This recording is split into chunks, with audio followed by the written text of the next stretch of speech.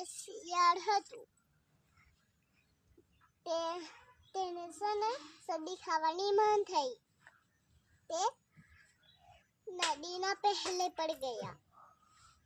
તો છડી તો આખી ઉગેલી હતી. પછી ખેતરના માલિકે શિયાળભાઈને એમ કહ્યું કે અવાજ નથી પાડતો ને તો ખેતરના માલિક પૂછશે, અમે બેને બહુત મારશે. તેણે કીધું ઊંટભાઈને તેણે કીધું કે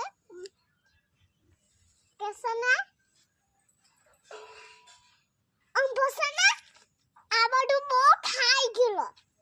તું વાતા બોલ ને એ બધું નહીં કરવાનું આપણે.